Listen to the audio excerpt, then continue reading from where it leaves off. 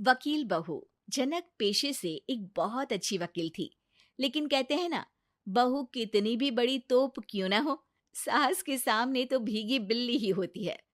अरे जनक, क्या बात है? आज रोटी नहीं मिली अभी तक। ये तेरा कोर्ट नहीं है जो आज फैसला ना हुआ तो कल की तारीख मिल जाए। रोटी तो रोज वक्त में चाहिए। हाँ। माँ जी, रोटी तो कब की बन गई। मैंने आपको कहा तो खाना खाने के लिए, आपने शायद सुना नहीं होगा। ओहो हो, जज नहीं हूं मैं तेरे कोर्ट की, सास हूं सास। कोई दलील फालतू की मत देना यहाँ। बहुत जानती हूं मैं इन वकीलों को।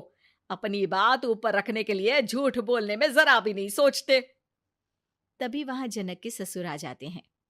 अरे भाग्यवान, क्यों बेचारे के काम को कोसती रहती है हमेशा।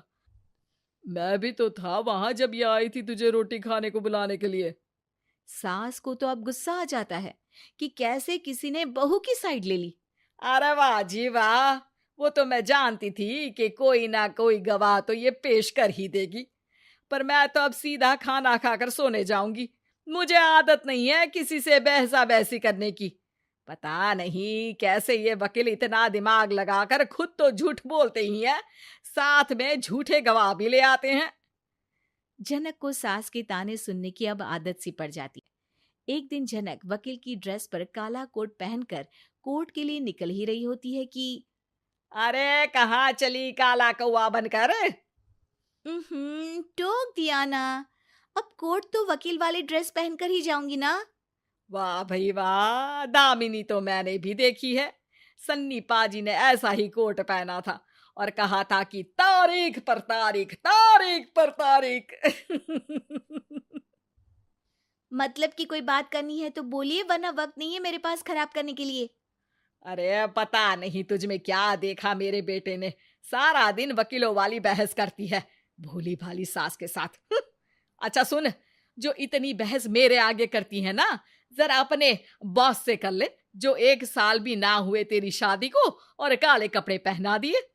अंदर जा और लाल कोट पहन कर आ, पता तो चले कि नई नवेली शादी हुई है। अरे माँ जी, कोर्ट में मेरा बॉस क्या करेगा? ये तो पूरे देश की ड्रेस है वकीलों के लिए। लेकिन सास तो ठहरी सास। अच्छा, तो कोई जरूरत नहीं है 2-4 साल कोर्ट जाने की। शादी थोड़ी पुरानी हो जाए तब इजाजत दे दूंगी मैं तुझे काले कपड़े पहनने की। अब क्या था, मन मारकर जनक को लाल रंग का कोट पहनकर कोर्ट जाना पड़ता है। उसके जाने के बाद आहा, बढ़िया, ये पूरे देश की ड्रेस की बात करने वाली। अरे पहना दिया ना लाल कोट। अब सास आए दिन या तो जनक को उसके काम का ताना देती, या फिर उसका काम छुड़वा देने की धमकी। तंग आकर एक दिन जनक पति से कहती है, मैं सोच रही हूँ कि कोर्ट जाना बंद ही कर दूं। अरे क्यों यार, इतना अच्छा करियर है, क्यों छोड़ने की सोच रही हो? अरे लाल रंग का कोट पहनकर जाना पड़ता है। हर बात पर सास ताना देती है कि वकील तेज होते हैं, सवाल जवाब करते हैं, झूठी दलीलें देते हैं। अरे तो ठीक है ना, वो जो कहती है अपनी समझ से कहती है, लेकिन तुमको तो पता है ना कि सच्चाई क्या है। जनक को पति की बात से हौसला मिलता है कि तभी घर पर कुछ लोग आ जाते हैं। अरे आइए पंच साहब, कैसे आना हुआ? अरे भाई साहब, सुना है कि आपकी बहू वकील है। तभी वहां सास आ जाती है। हाँ है तो, लेकिन क्या हुआ? फिर कहीं बहस कराई क्या? अरे हम तो खुद दुखी है उसके व्यवहार से। अरे भाभी जी, आपको तो पूरा मोहल्ला जानता है कि आप कितना बोलती है। फिर हम यहाँ बहू रानी की कोई शिकायत नहीं, बल्कि अपनी परेशानी लेकर आए हैं। ससुर जी खुश हो जाते हैं। हाँ हाँ, मैं अभी बहू को बुलाता हूँ। जनक वहां आती है, सबको नमस्ते करके बैठ जाती है। बहू रानी, हमारे गांव में बड़ी मुसीबत आ गई है। अब तो पूरे गांव की जिम्मेदारी मानो तुम्हारे कंधों पर है। अरे ना ना, इससे तो घर की जिम्मेदारी पूरी नहीं होती, ये गांव की जिम्मेदारी क्या लेगी? भाभी जी, आप चुप हो जाओ। यहाँ पढ़े लिखे लोगों की बात हो रही है। आप जाओ, जरा रसोई से सबके लिए चाय लेकर आओ। मैं कॉफी लूंगी। हाँ हाँ, वकील साहिबा के लिए कॉफी। सास सर पैर सब पटक कर वहां से निकल जाती है। बहू, गांव में पानी नहीं आ रहा है, पड़ोसी राज्य ने हमारा पानी रोक रखा है। इसका मामला तो बड़े कोर्ट में चलेगा पंच जी, लेकिन ऐसा क्यों? वो राज्य हम लोगों से पानी के पैसे मांग रहा है।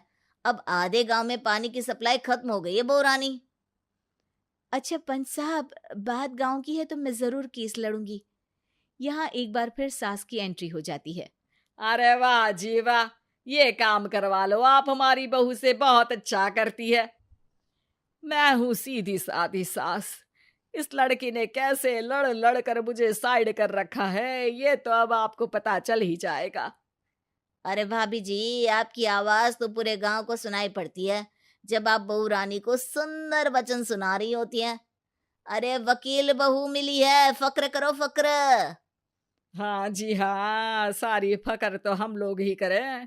खैर, अब जो केस लड़ेगी और पानी गांव में आ जाता है तो पंच साहब लिख कर देना होगा कि हैंड पाइप में सबसे पहले मेरी बाल्टी और घड़ा भरेगा। अरे फिर तो हम बहू रानी के नाम पर घर पर ही सप्लाई दे देंगे, लेकिन ये इतना आसान नहीं है। बहू, गांव के पास अभी वकील करने की भी पैसे नहीं है तो।